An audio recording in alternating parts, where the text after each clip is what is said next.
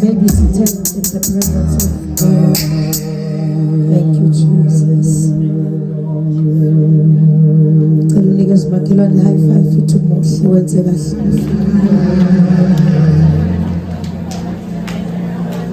Utshela ukuthi God bless you, God bless you. Maybe utshela abantu abayi-3 nje ukuthi God bless you, God bless you. Come on somebody, God bless you. Thank you, Jesus. Siyabingelela kubazalwane bonke, isifundisi sonke siyabingelela, siyathoba. Worship team siyabingelela, ngobaba bonke ebuma siyabingelela egameni likaJesu, amen. Ibandla lonke ngokuphelela kwalo sanibonani bazalwane egameni likaJesu. Siyambonga uNkulunkulu usigcinile wasithwala kwaze kwabayilana. Sibonga ukufihlwa egazini lakhe nokuphiwa amandla amasha ukuthi sikwazi ukuqhubeka sigijima endleleni. Sibonga nje umusa bazalwane, amen. I think 2 weeks ago God gave us his scriptures. I think it is Hebrews. Was it Hebrews bazalwane la uNkulunkulu bekhuluma khona grace.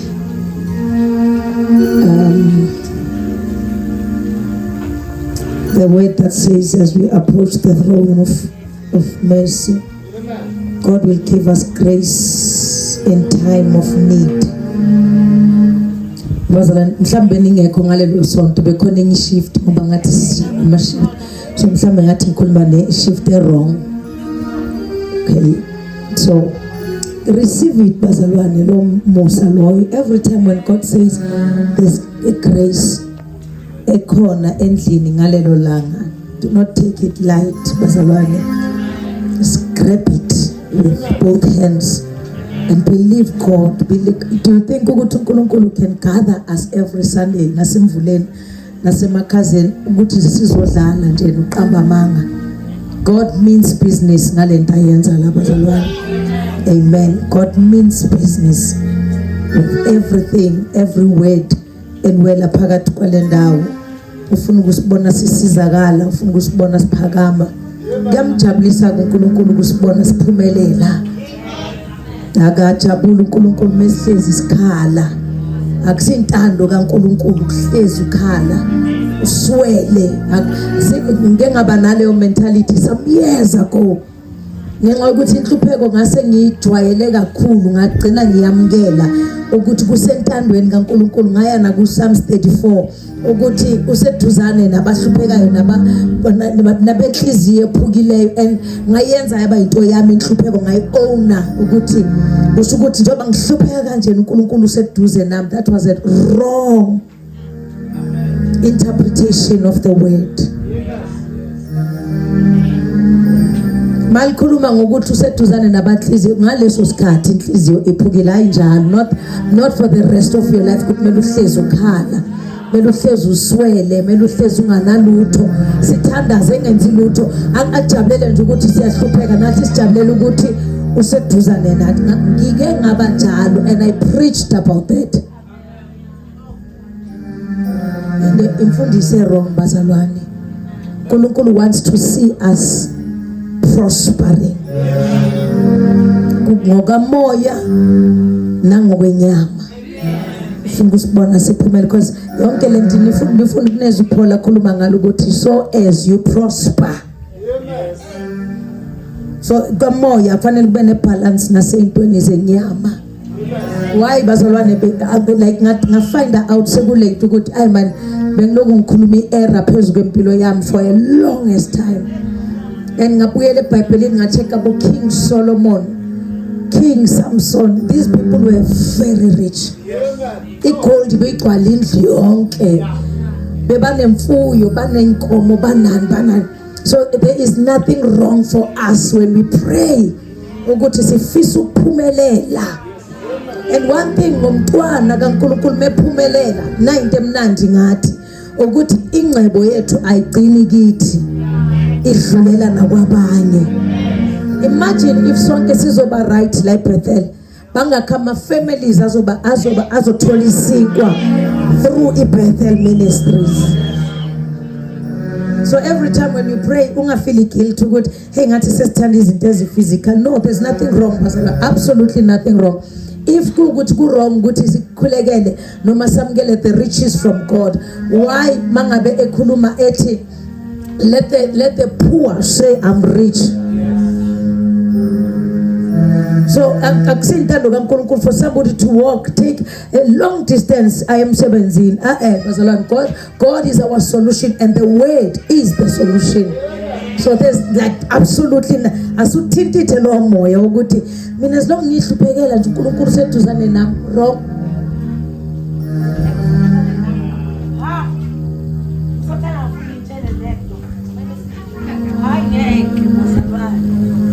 I'm not gonna waste isikhathi bazalwane.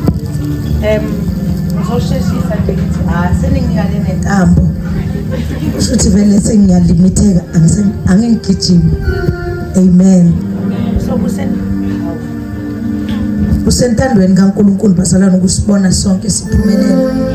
And I strongly believe ukuthi sizophuma la very soon. uNkulunkulu will be taking us at a better place la sizodumisela khona la noma ungena ufile ukuthi engangena ebandleni, for he's able. It's funny how people operate in their minds. When you come to Ubabunkomo and bazalwane na yenye inkinga ke, I cannot preach bazalwane and not mention amagama enu. Elifike eqala I just say it. Do not take it personal. Usuke ngenza umzekelo. So you guys nithatha yonke into and kube ngazathi manje mina like I was being personal, like lento engisuke ngisho ukuthi usisimbali ukuthi nokuthi sephuma la uthukuthele sekuyinto hamba uyikhuluma ukuthi ya la mama uMashumayela ukhulume ngisuke ngenza isibongo ngiyacela bazalwane asike sibe kwelika moya. How I wish there's a speaker la bengishumayela khona izolo esingene before mina, Minister Mqwadi, and he was speaking about ukuzalwa ngokamoya nokuphila ngokamoya nokwenza izinto ngokamoya aze athi uNkulunkulu akathokozi ngathi bazalwane siphila ngokwenyama, because yonke into yethu bazalwane it's in the physical, icanal. So yonke into mawucanal yonke into uyayipersonalize. So I'm just making an example. Mangithi Priscilla, abanye baze bathi ufavor yena ku right again favor yena ngokuthi favor amademon. But every time when I mention your name, it is not because ngiya personalize. I'm saying that lento le ukuthi iqiniso. I'm just saying it as an example. Please, bazalwane, do not allow silly things ukuthi sisixabanise. Take the word, grab the word, use it, apply it, meditate on it, let it work for you, apply it. Imagine uNkulunkulu afika khulume ngento enkulu ezokusiza bese sobamba them. So kusho ukuthi ngizokhetha abantu ngizokhuluma ngayo inkomo ngithi mbali ngithi alto ngoba ngazi ngizicomplain kuwe anti musungibuka kanje phansi kuyibuku. No, I said, come on, bazalwane, babu swenki ukuthi ngikhulume ngaye, like. So yeah, hallelujah. So please let us not, especially as Kati says, we must not analyze and over-analyze. That's the devil, bazalwane. Do not allow God to speak ngapha and then you allow the enemy to be misinterpreting the word and the scriptures. There's something that was said by Minister Exen, we intercession, and she says when God corrects us, because he disciplines those whom he loves. Ati, oh my God, I learn for the rest of my life or for the rest of my journey with the Lord. Oh, but whenever God says something, do not take offense on that. Go back home and say, wow, nkulunkulu ubukade ukhuluma nami, change me, purify, sanctify, cleanse me. Rather than ukuvuma. This is that the devil will always come with negativity. She was talking about you. Maybe I was talking about you through the Spirit of God, so that when why are we here? Because this is the time. So workshop harness, you workshop. Ukuthi siyakhandwa siyalungiswa kuzoba khona ilanga lomlilo kube khona ilanga lamanzi kube so ama services will not be the same. Ngelinye ilanga siyakhenikwa kukhishwe ezinye igroup ezirusile kuzoba buhlungu kwesikhashana, but if you allow the process, you'll thank me later. Amen. Okay, ngisalelwe 10 or 15 minutes, then we are out. Romans chapter number 6. Romans chapter number 6. We are reading bazalwane. Mfuna uyishane speed. Ibifuna isikhathi yona. Hawu Nkosi yami kanti wayengihlukunyezwa. Befuna isikhathi lento engizokhuluma ngayo mhlambe sizoyiqedela ngelinye ilanga noma next week. Cala nisize Nkosi yami.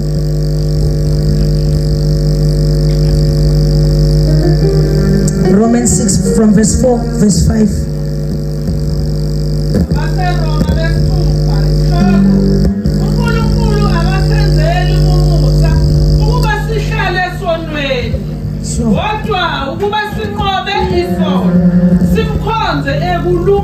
Okay, ngicela sisi mhlambe umama si maybe mama iphinde isihloko leso. uNkulunkulu akasenzeli umusa ukuba sihlale esonweni. umusa esufumanayo ukuthi noma ngabe usithola sisesonweni singaqhubeki sihlale kuso. Umusa into esithola singayiqualify.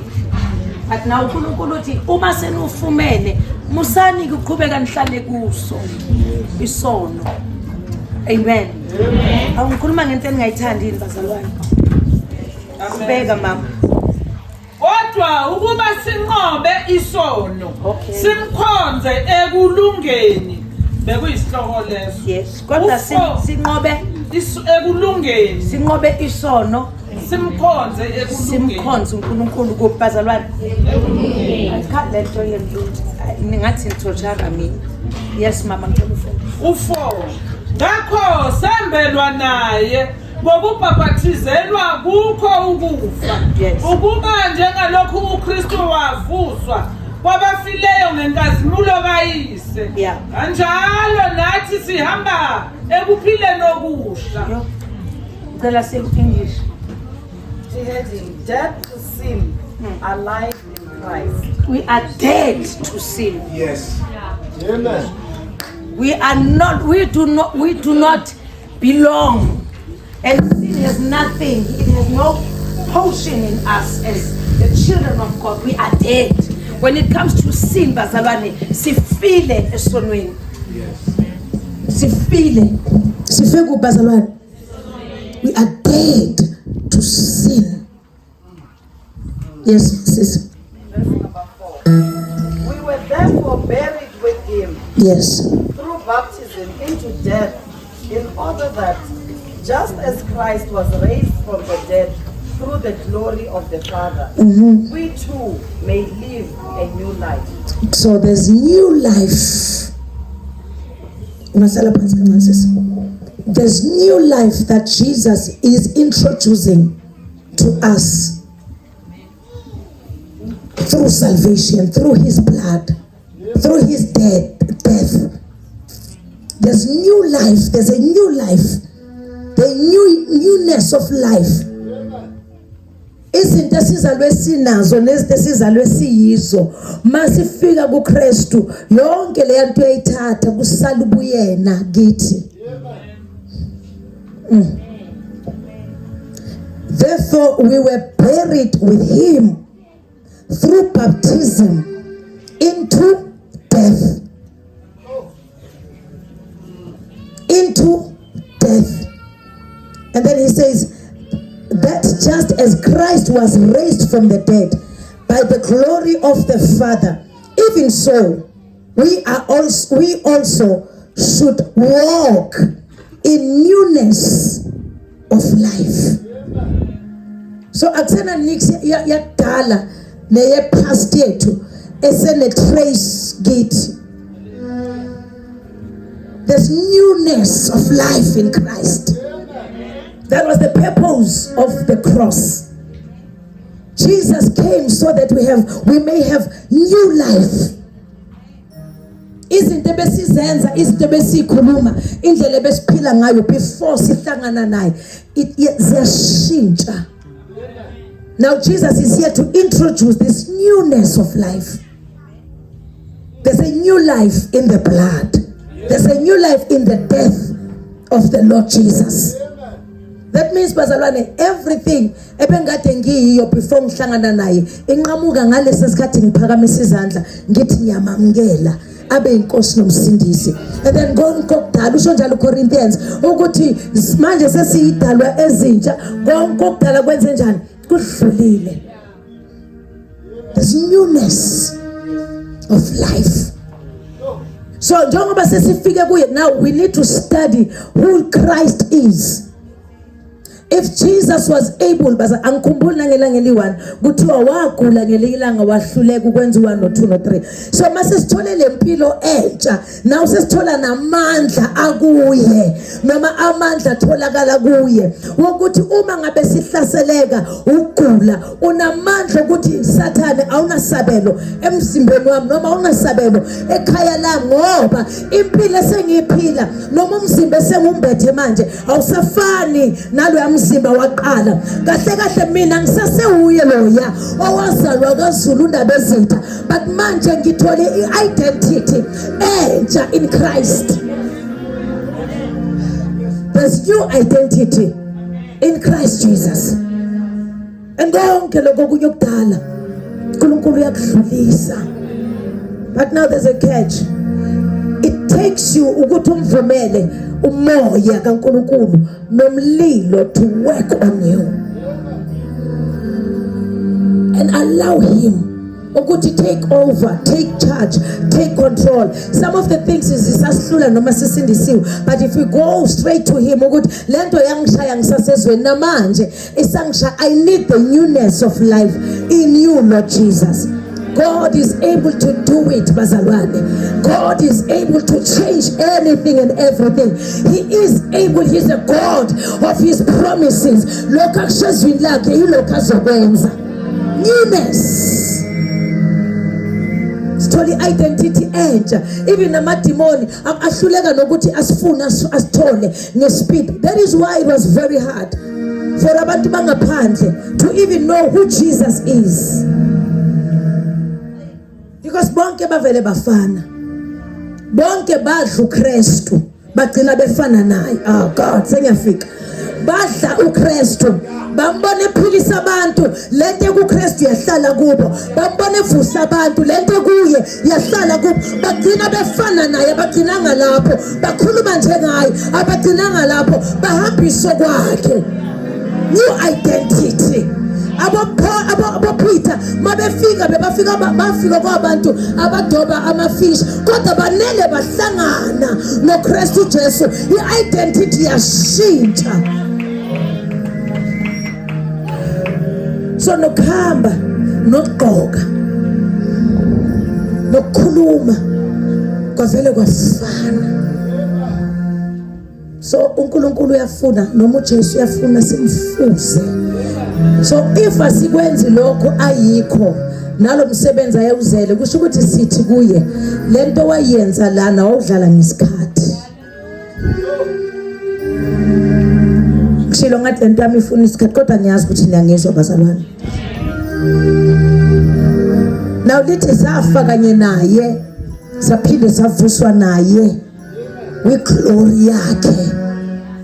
So umuntu onenkazimulo kaNkulunkulu uyange akusho ukuthi ngoba nakho sinenkazimulo ebekiwe phezulu impilo zethu asizukungena enhluphekweni, asizukungena kuma challenges, sizongena but into emnandi ngathi singenela ukunqoba.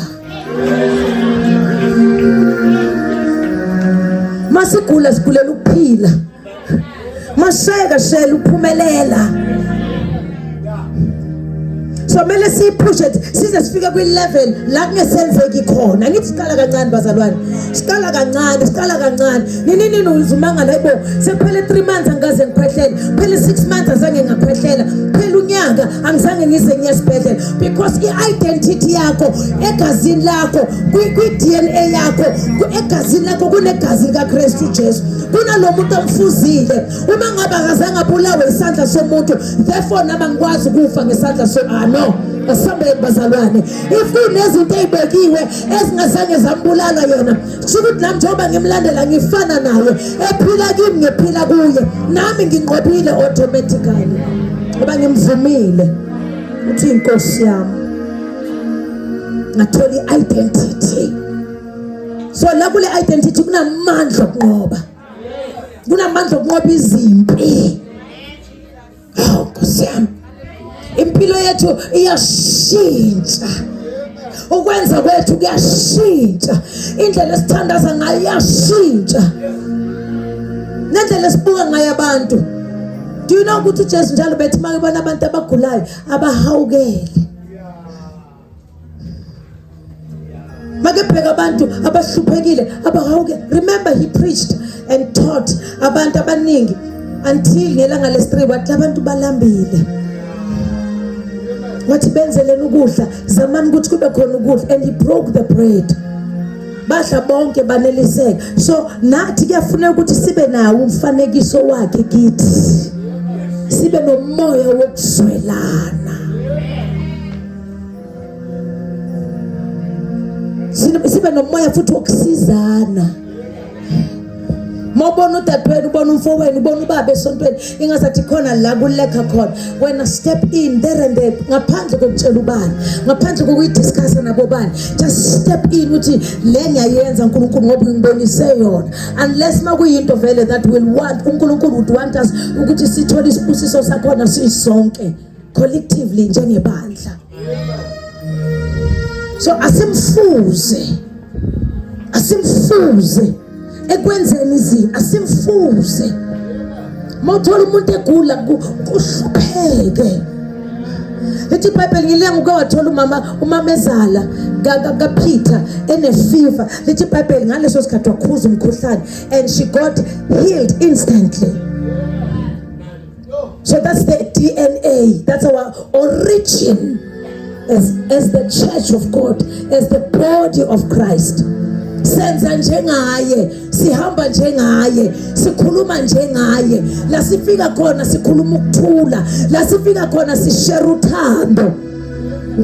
No bazalwana ningizwa, senza njengoba naye enza kithi, siyathethelela, siyanikela, siyaxolela, and senza ukuthula, senza peace. Mangifika uanti nosisimbali ningathi sengipersonal, sengiyasaba yazi.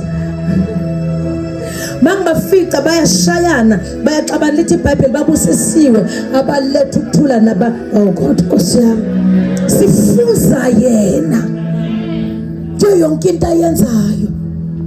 When always be ready to bring a solution and an answer. Always be ready to pray for somebody. Always be ready to stand in the gap. That is the identity of Christ. Njengoba engekho emhlabeni khona manje bazalwane, lithi iBhayibheli he is seated ngakwesokunene sikaNkulunkulu, uyasinxusela thina.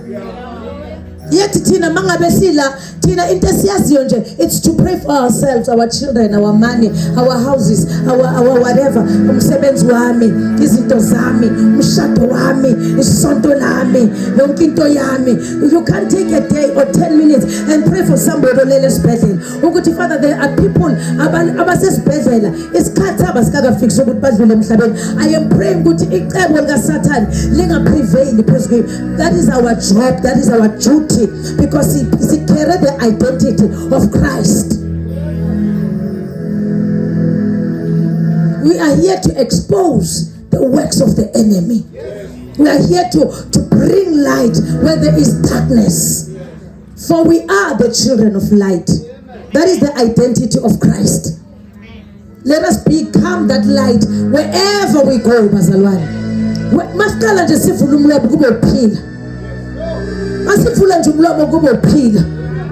uJesu njalo befika kubantu befika ukuthula phakathi kwenu, ukuthula. Senze nihlula nayi ilaba.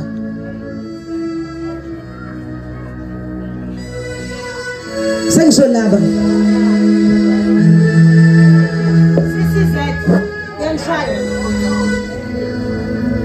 These people bathatha into right and use it ebumnyameni. Ibandla lona sile muva and abantu bayasiphanga izinto zasekhaya ezulwini. Into yethu leya. Sengisho leya bayisho ejubeni nakustar eyethu. Yethu. So balingisa uKristu lento ayikade yenza noma bengakhonzi yena. So nabona ukuthi ba operator illegal.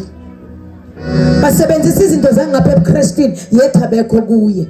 Kodwa abantu abakuKristu bazalwane baxokozela.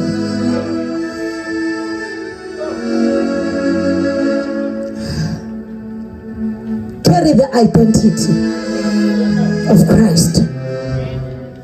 Ngoba wafa naye uvuswe naye. So you are expected to do things njengaye. Christ like.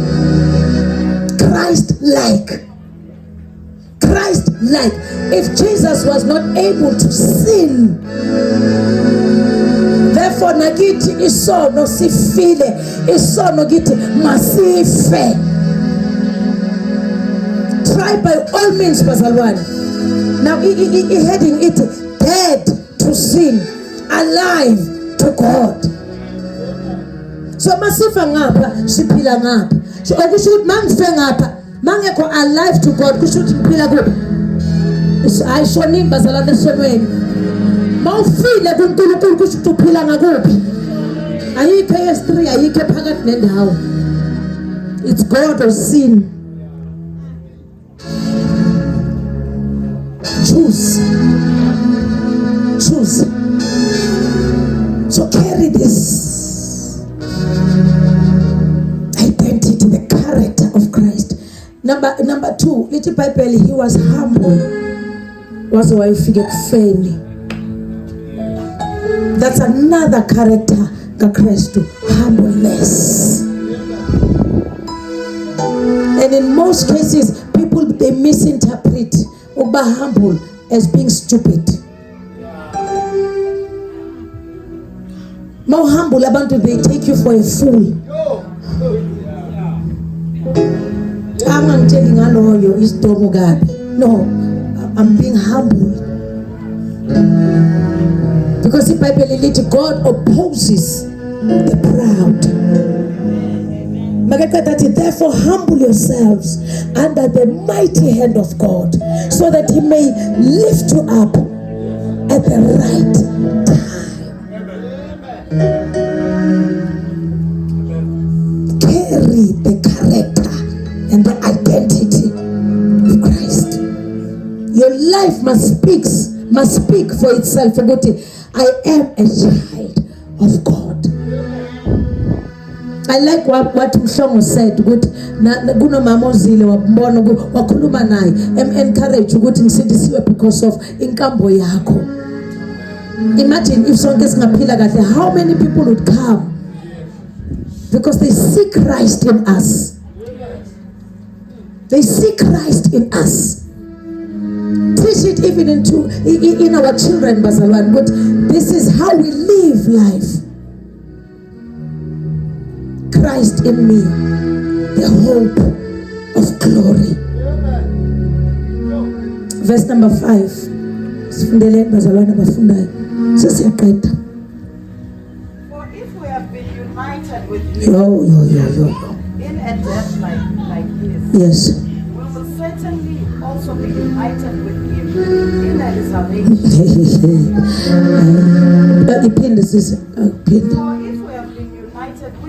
If we have been united with him in death, yes, like his,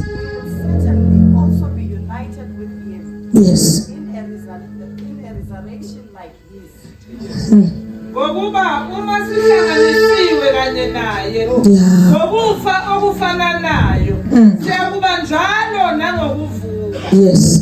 Sihlanganisiwe kanye naye. So kusho ukuthi into yethu bazalwane ayina Kristu ole. Ayifani nalaba bangabalance. Bongena khona amasonto akhona noma udlula nje ngetaxi kune elephant kunani mabehamba they do not carry that person or that God with them ekhaya. Nasekhaya futhi uthola kunenye elephant ngasemnyango nasekamereni lakhona kune elephant ngase sitting room and then kunama sweet noNkulunkulu abakakwazi ukukhuluma akakwazi ukubakuka akakwazi ukubanakekela ayikho akwazi ukuyenza kodwa wethu uKristu uphila phakathi kithi noma silala ekithi sihamba naye ukithi konke sikwenzayo sikwenza naye ekithi akho uNkulunkulu aklinwayo ngoba ugcwele dust.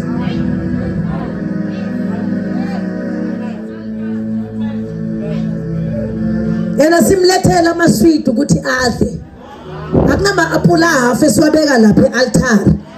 uNkulunkulu ophilayo kunalokho kune exchange kunokuthi thina sinike yena unikeza thina izinto ezinhle nezinto ezimnandi. So we carry him wherever we go. We carry Christ. We carry him. Make no mistake. We carry Christ. Singena eteksini singena naye noma ngabe beyizoqhuqukwa noma ngabe beyizoshayiswa akwazi ngoba sekhona umuntu othwele ubuthathu bezulu. Bazalwane asabi sodwa asifani nabanye.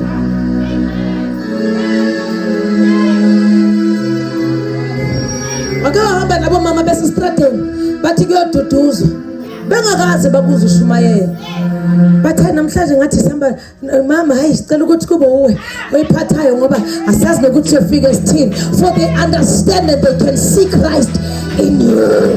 They see Christ in you. They can hear Christ in you, bazalwane. It is Christ who speaks and not us.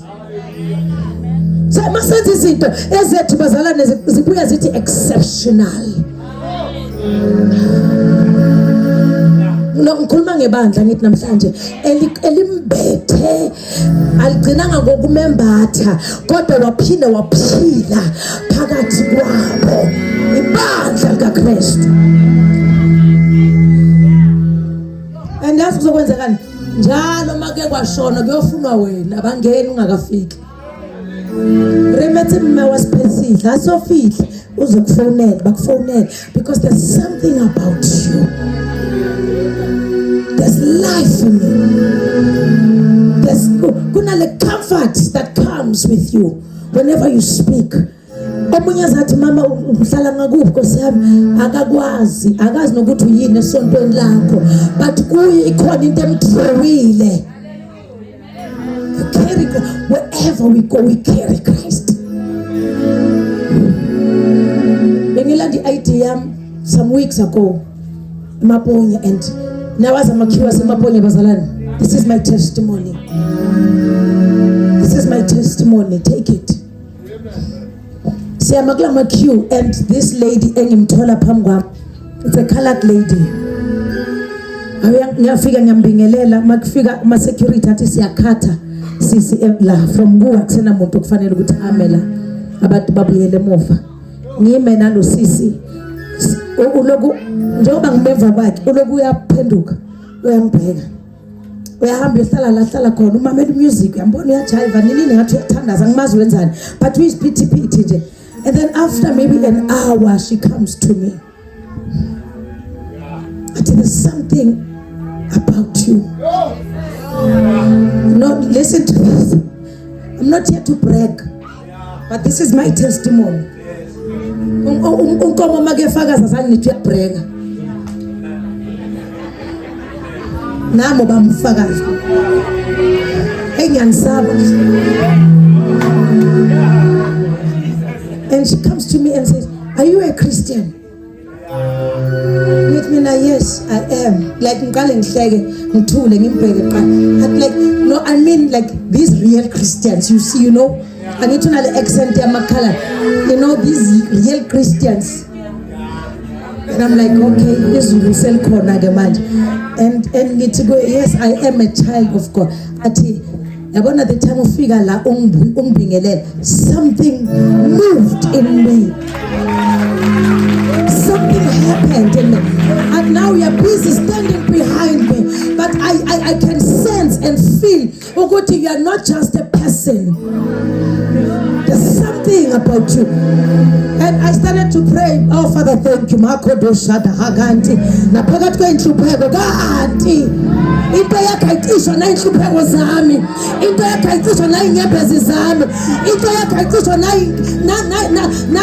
ilente ngibhekene nayo. Ama challenges bazalwane. Even the situations cannot remove or take away the presence of God and the identity of Christ in us.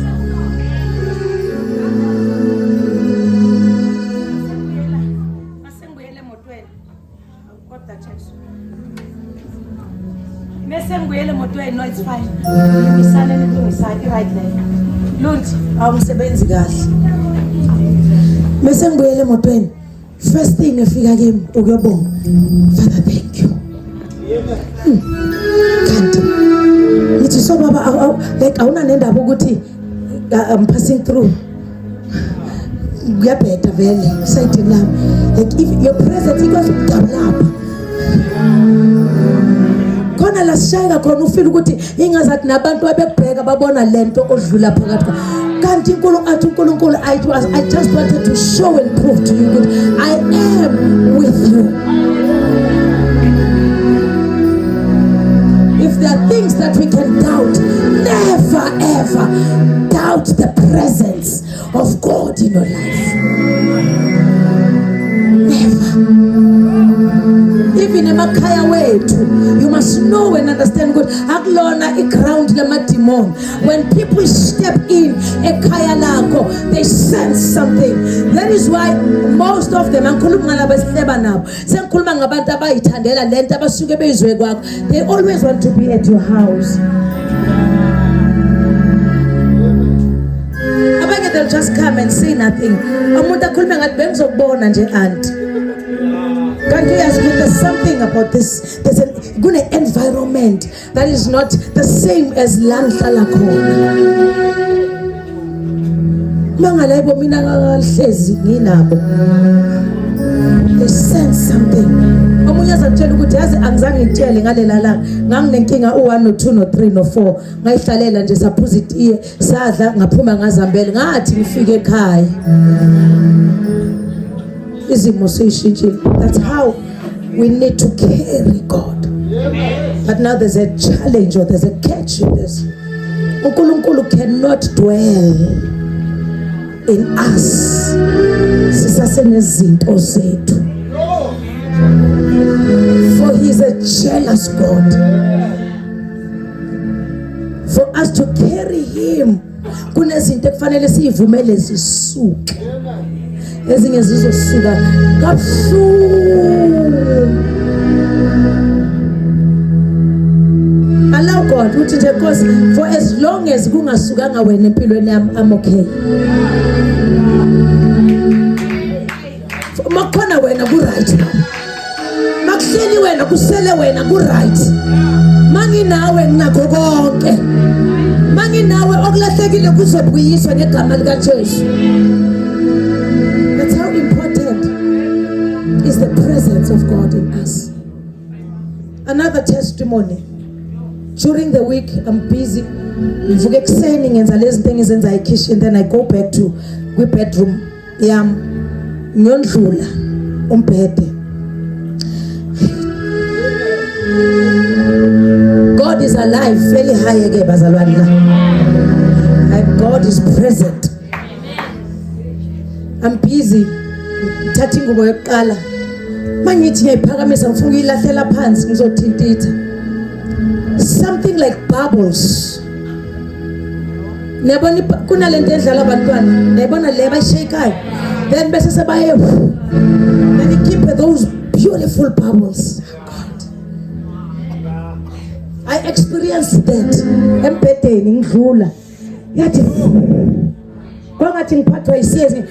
Hayi ngicine uyingcele ngiyabona. Uyingcele ngiyabona. Uyingcele. Khuluma baba ngiyabona ukhona uzothini. Angifunanga ukuthi lento ingidlule.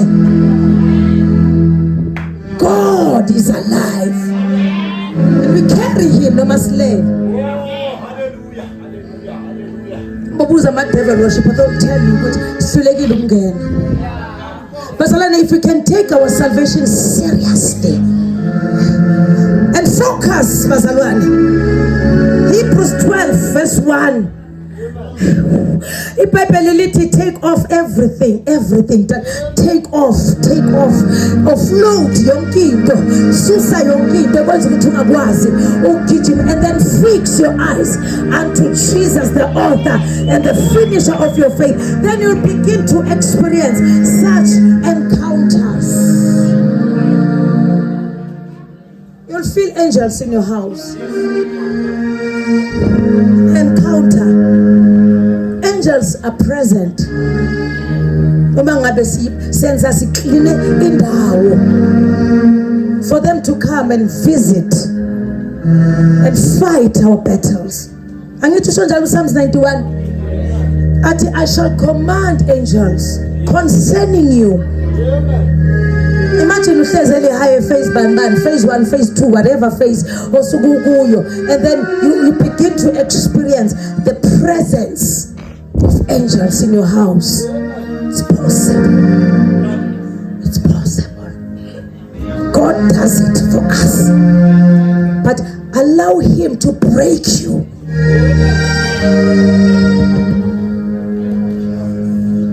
For Jacob to experience such a blessing, because remember Jacob obeyed thief, so it took an encounter between him and God, something going, and it took him to allow good. I'm not gonna leave you, because Carlo for a long time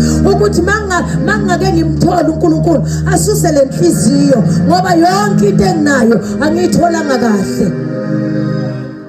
Ithi iBhayibheli wamphula inyonga ihip, and then akagcinanga lapho wamupha igama Elisha. Zoba Israel.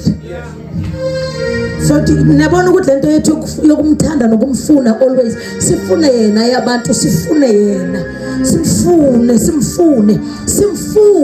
simfune bazalwane, and seek his face, simfune, siyamdrawa kancane, siyamehlisa, siyamletha kancane, and impilo zethu automatically change. Even our bodies, they become the temple of the Spirit of God. Your body is the temple of the Spirit. So okusukuthi the Spirit of God dwells in you. Akhulunywa ngale temple le, khulunywa ngetempele lumzimba. Now kuzomela ukuthi ushintshe lento yakho yokuthukana. Iyamxosha uNkulunkulu. Onenhlamba yazi lokuthi Rikaboshanda la Sunday.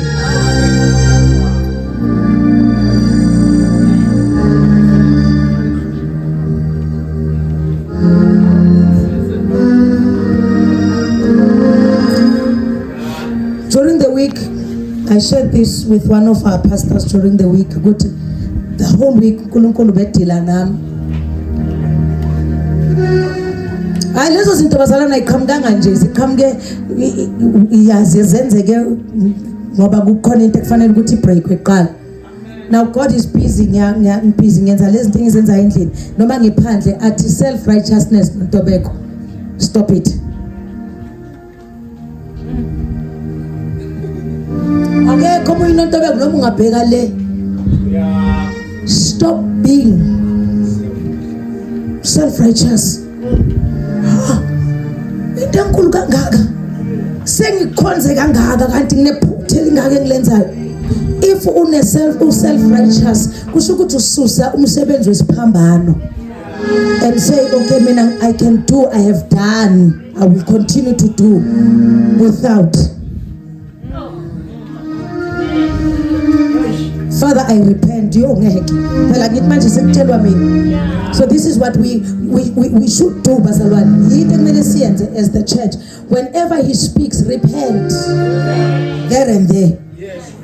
Go to him with a broken spirit. Father, forgive me.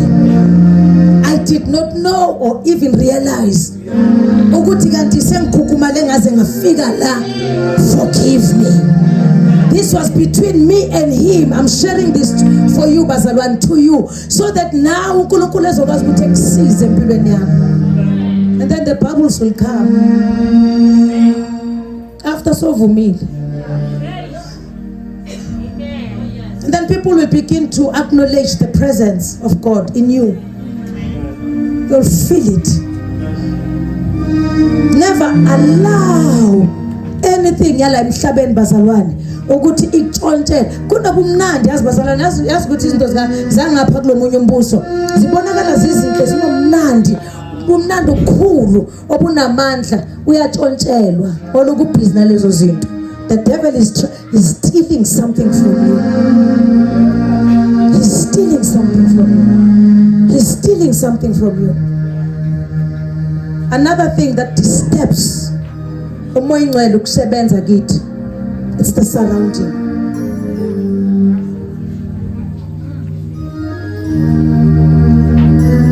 Surrounding. Babnene, babnkomo, auntie, ubani, every day, Monday to Sunday, I'm surrounded by these people, and yet angisho ukuthi banjalo. Mhlawumbe abamthandi ngaleyo ndlela, yasekufanele ngisho nje example. Abamthandi ngaleyo ndlela and banezinto zabo crooked ways abazenzayo. Abanye bakhona uSathane has sent them as agents ukuthi bezocima the light that they see. So musu kuzenza i-celebrate.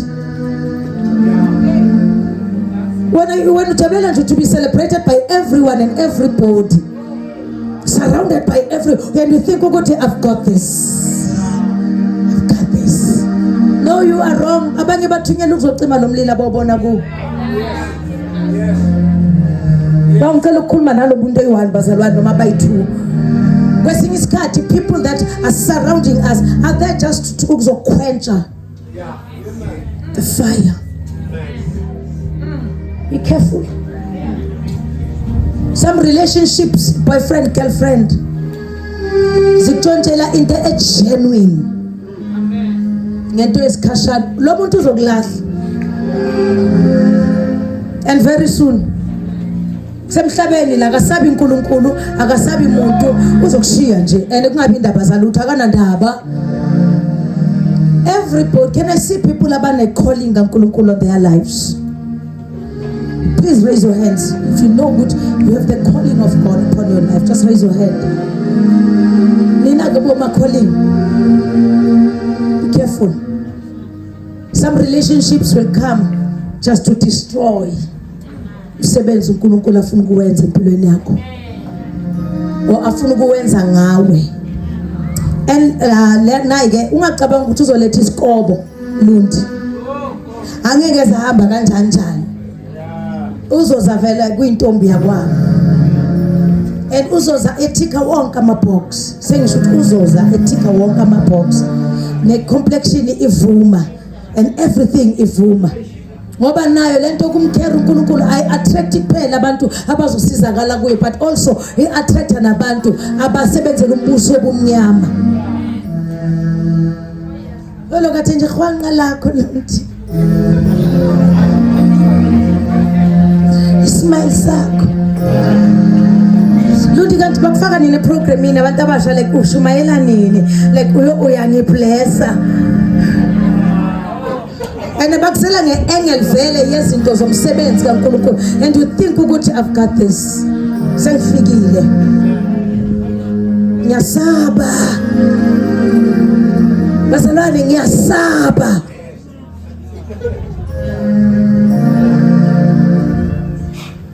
Joseph, run.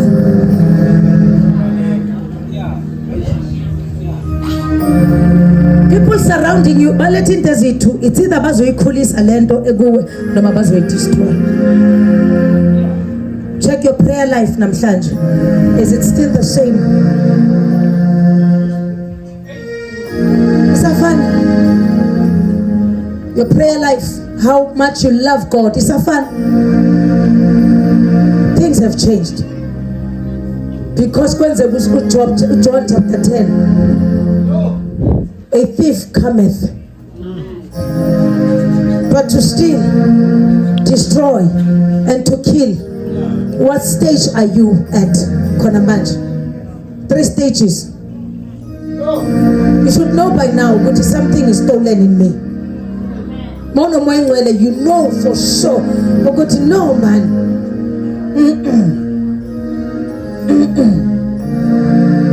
I'm missing something, man.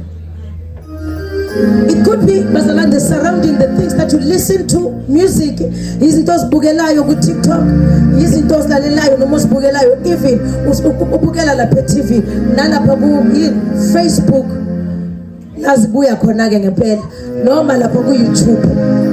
Lento oyidlayo you become that. Ilento iBhayibheli noma izwi laNkulunkulu, as a man thinks in his heart, so is he. As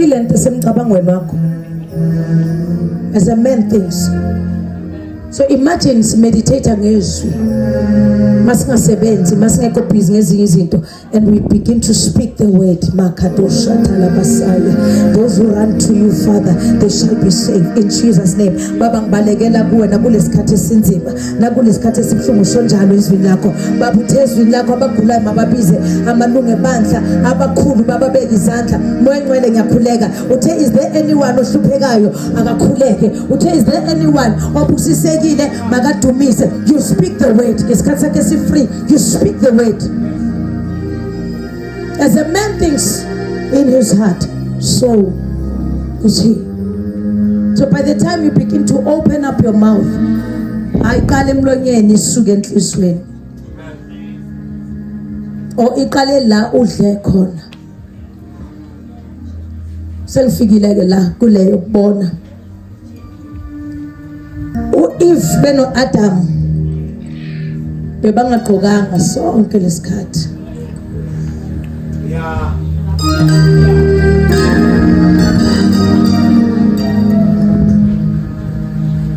Yafika inyoka. I think ngibonisa bazalwane how demons operate and agents. Abezi kuwe nge-message different from what you know.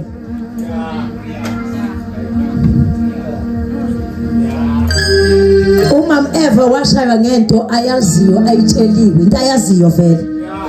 uNkulunkulu uthe bani ningadlalana nizobona okuhle nokuvela, uyakwazi lokho.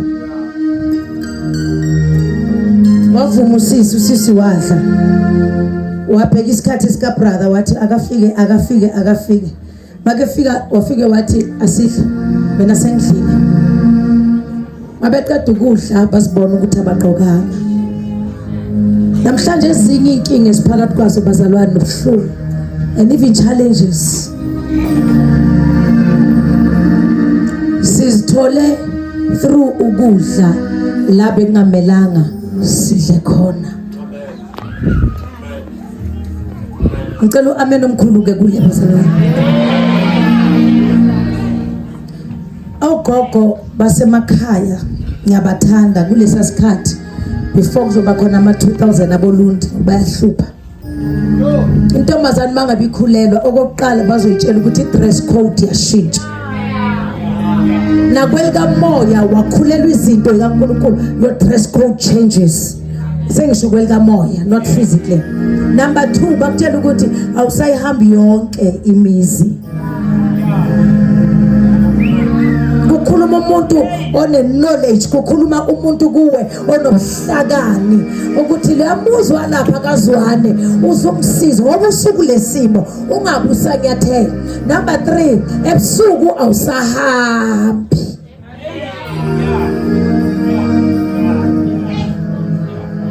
bese kuza ke le yes4 iyazenzakalela naturally ukuthi uthi uyangena ikunukele lento uthi no angifuni lento ingenza ngifuna ukubuyisa mangabe sinezinto esikhulelwe kamoya sine gift kumele ube njalo 4 things khona la ngasayikhona khona la ngasadli khona khona lo ngasaqoki khona izinto engasazenzi. Do you know why bazalwane? It is because they were trying to protect you and the baby.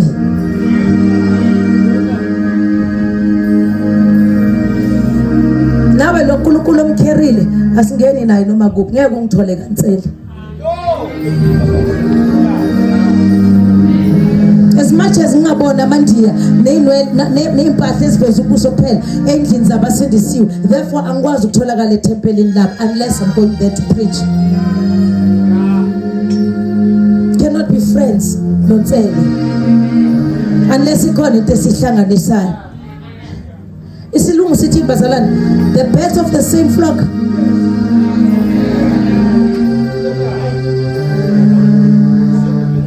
Carry the presence of God. Ngicela nibe nomona ngani one. Ngicela nibe nomona ngento eniphathisiwe. Ngicela nibe nomona ngento uNkulunkulu anikeze zona.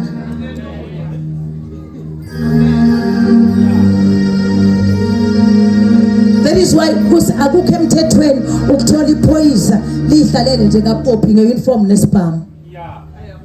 Bangamsuspend and ahambe in case igcine futhi adliwe aqoshwe nasemsebenzini angaphinda aqhasheke esiphoyiseni.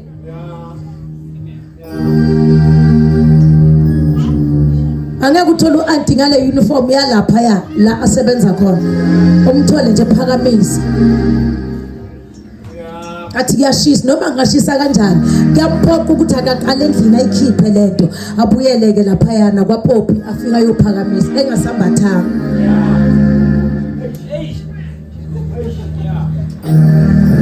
So lento esinayo lento esikuyo isenza nama boyfriend ukuthi asiwa check ukuthi ize ngobani. Umthanda ngempela noma uagent uzochitha lento ayibona uNkulunkulu ayenzayo kimi. Uthanda kanje umshado angazibona nje ngishadi angazana ngishadi angazana ngishadi.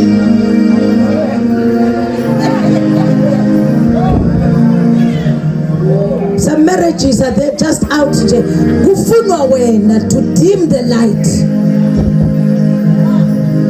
Ucima lento yokuthi abantu bazosindiswa for as long as kungena disturbance. As Bandala said, if only you can listen ngomoya esikhathini esiningi ngabe sikude namhlanje. From January uNkulunkulu akhuluma ngestructure sebandla nestructure sokuhlaseleka. I remember ngimisa abanye abazalwane la ngithi when the devil wants to attack lo yamuntu olaphaya kunalazo qala khona aqala ngayenza ama example ama finance ngani because I target is hogweni it's you.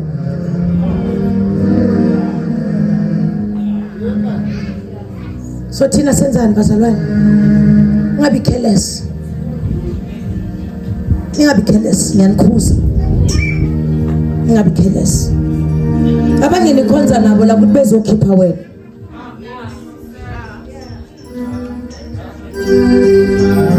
Asala netheze kathi mission accomplished. Next.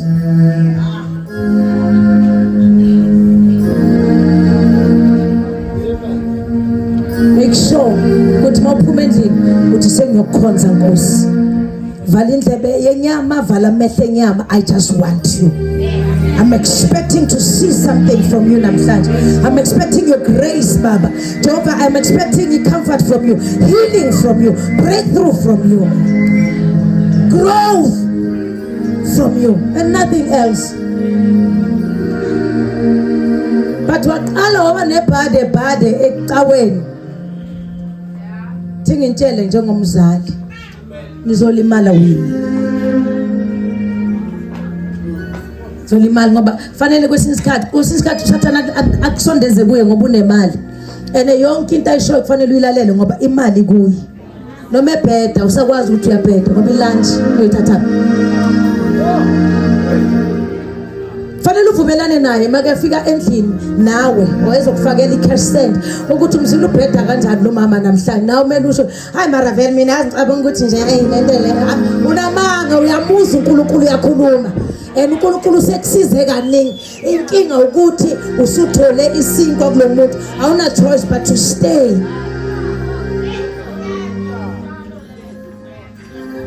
Hamba nemali yakho ngife hamba vaya nemali yakho ngangithengeli nama present wakho no ngigrand khona uNkulunkulu azobavusa abangeke bafune ngithengise ngeqiniso. We carry God. That's why nomnikelo fanele sicheck ukhamke kanjani. Let's feel we level la so reject khona umuntu ukuthi I'm not going to take this. Because into elandela kufanele ngidayise ngobuzibulo bami. Shumele lento efuna uwe. Ukhulume lento efuna uwe. And mawuloku uhleli lapha nokusithi ulithi nyawo sekuyisign ukuthi ungayilapha.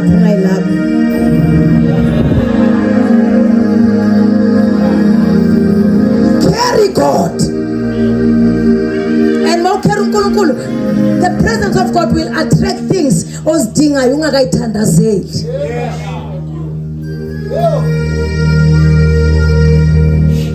Last verse sesiyavala ngishilo ngathi lento yami beyifuna isikhathi sizoyiqedelela ngelinye ilanga. So verse 5 futhi if we have been united together in the likeness of his death, certainly we also shall be in likeness of his resurrection.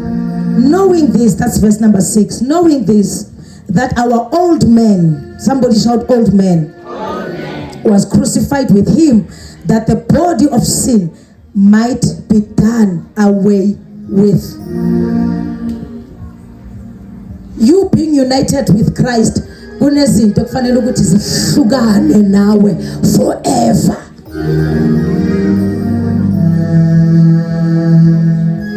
Knowing this, that our old man was crucified. So kuwe akusaphili anything bazalwane that has to do with the old man. Phila umuntu omusha manje. Kushumayela umuntu omusha, kuthandaza umuntu omusha, intercede umuntu omusha, kuprofeta umuntu omusha. Standing in the gap is a new person with the likeness of Christ. Anything that has to do with my old habits, it's no longer found in me. Somebody shout, no longer found in me. Ngoba uKristu wenza umsebenzi ene wawenza waphelela. Lento yenza siphambane na ishort indawo. Umsebenzi kaKristu awenza siphambanweni uphelelisiwe. You are in the likeness of Christ. Your identity has nothing now to do with the old person. No muntu file. No muntu fekdala. No muntu akaseka akasa exist. So uyikhuluma nini le nto le whenever the devil tries to sneak in ezokutshela noma ekukhumbuze noma ekutshela ukuthi awusayenza u1 no 2 no 3 akunamuntu mosokubonayo bese uyamkhumbuza ukuthi lo nto beko wafa kudala and akazange yafe yedwa wafa kanye noKristu in the likeness. So lo muntu okhuluma naye namhlanje sathana umuntu omusha. Somebody shout, I'm a new creation. The body of sin might be done away with, that we should no longer be slaves of sin. I'm no longer a slave of sin. You are no longer a slave of sin. Isono siyagqilaza. Mawusadla isono ukwi-slavery and you are not even aware. Mawusathinta kancane after church slavery. Ozophuma la ayobhema ngifuna amagama ahlale mntanami. Uphakathi kobugqilo obunzima. The devil is using you. Uyakugqilaza. uKristu uzile ukuzokwenza umsebenzi omuhle kuwe ukuthi ube umuntu omusha uphile kangcono uphile impilo emnandi sin free dead to sin nemcabango yakho dead to sin ngoba ukubona isona kusilento esiyenza kuphela nokucabanga nokubheka nokucabanga nokuzindla ngezinto ezingekho aligned with the word of God. You are sinning. Asukumeni bazalwane. Somebody shout dead to sin. Ufile sonweni. Aw exist wena sonweni. Awutholakala sonweni. Ngenxa yale gazi likaJesu eliwenzile umsebenzi. Check your thoughts. Check how you speak, whom you speak to, how you address issues. Sin is dead. Isona saphili kuwe mntana sekhaya. uJesu wenzile uphelele umsebenzi. Igazi lakhe liwenze waphelela umsebenzi. Noma utshontsha namhlanje yazi ukuthi kunendoda eyachithakalelwa igazi yaphelelwa impilo yayo ngenxa yakho. Ungazikhondemi. Zitshela ukuthi uNkulunkulu wenzile umsebenzi. Ngifile simeni. Asifeni namhlanje, asifeni. Sifenayo. In his likeness of death. Sifenayo vuma. Ayifele into kimi. Asifele izinto kimi. I buried myself right with being self-righteous. Buried, dusted and done with.